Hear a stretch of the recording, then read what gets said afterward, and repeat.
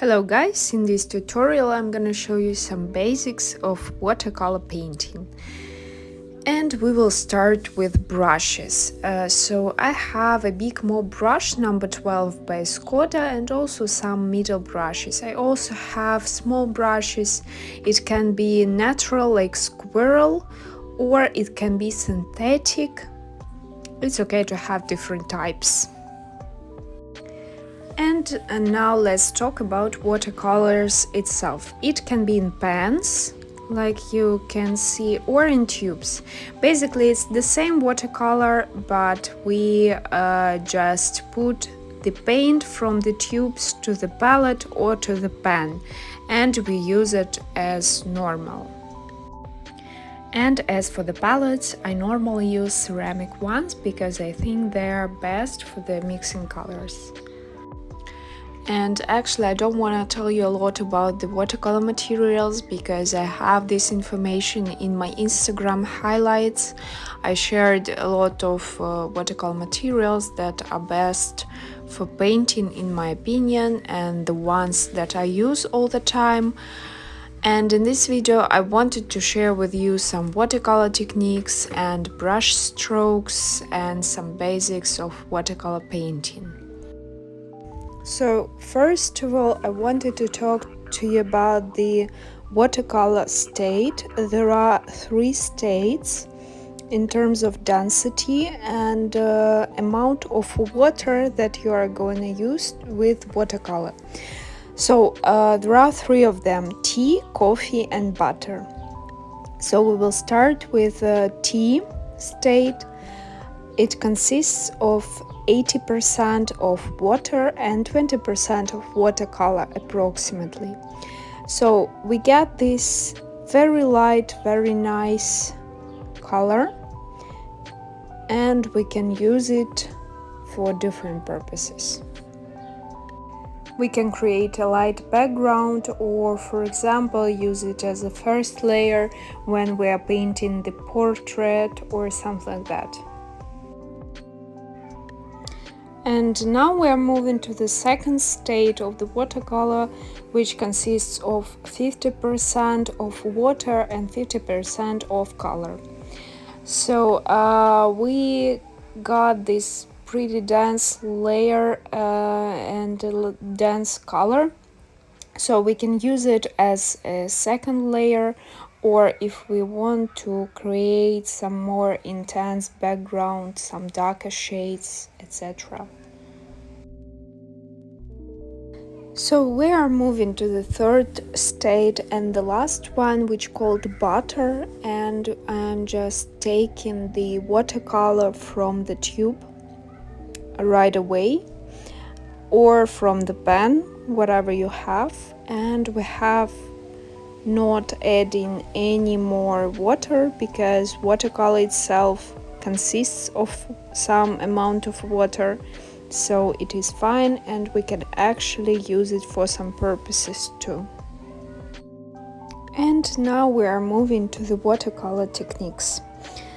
So first one that I want to show you is wet on wet technique. It means that I wet the sheet of paper with water, just clean water with clean brush, and then I apply some color to it. So you can see that it creates a very nice watercolorish effect, and I really like it. And you can use it also for background or for maybe painting abstract paintings and watercolor flowers or something like that, actually for any purposes. And wet on wet technique usually very nice when you are painting the first layer of your painting, so you can add more colors straight to the paper and it will blend just on the paper. Look, I just add some blue colors and it just mixes with the red one right on the paper and it creates nice spots. So I think it looks like maybe skin of some animal from cheetah. So for example, if I would paint cheetah, I would probably go with wet on wet technique.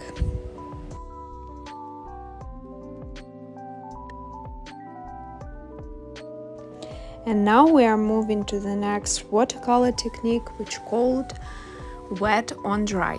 It means that I create the first layer with a wet technique and I just let it dry.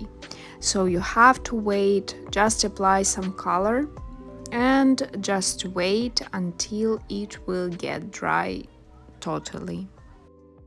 So I waited like a few minutes, and actually while I'm waiting, I just want to show you what you can do with wet on wet technique, because it depends on the state of paper and amount of water that is left on the paper, which effect you will get. So that's why you have to practice a lot. You have to see what effect you will have if you use additional spots on the very wet paper, or if it almost got dry, because you can see the difference right now between the blue spots I applied when the paper was really wet and the blue spots that I applied right now when the paper is almost dry. So I've waited like 15 minutes and the paper is totally dry, and right now I'm taking a pretty dense color and I just apply some strokes over this painted surface. So that's why it's wet on dry, because I apply wet color to the dry surface. Okay, right now we are moving to the main brush strokes I wanted to share with you. So first, you just press the brush with the brush belly to the paper, and you create the nice consistent background. In this case, you need to use a big amount of water and a pretty big brush. I have number 12, and you can take a different size of brush, depends on your purposes, but it would be difficult to make it with the smaller brush. And right now I'm showing you how you can create, even with this big brush, with this number 12 brush, you can actually create a pretty thin lines. All you need to do is to use the pointed end of the brush and not a lot of water. And now I'm going to show you how to paint the shape of leaf. So basically I'm switching between these two types. I use the very tip of the brush and then I press brush next to the paper and using belly of the brush. So I can switch between two shapes, the thin line and thick line, in order to create leaves and something like that. And I also can take my brush like in a vertical position and use just the tip of it in order to create some small dots.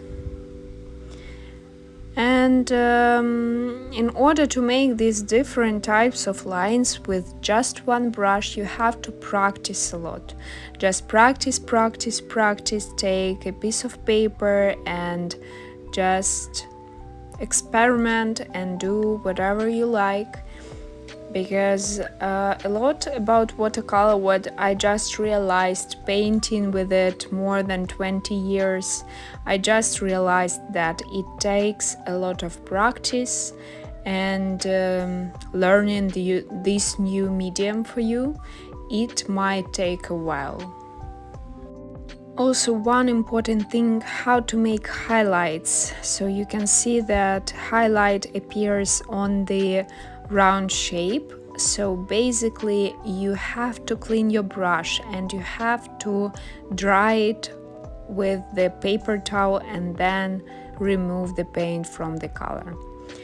And as you can see, I already moved to the next lines. So basically for these shapes, it's like it's use hair, painting hair and something like that. So you have also to remove water from your brush and just turn it around on the palette. And now I'm gonna show you that actually you can do the same with almost any type of round brush. So I take my synthetic Escoda brush number 8 and I will just make the same. I use the very tip of the brush and then the belly of the brush, and I switch between these two positions of the brush in order to create different type of lines.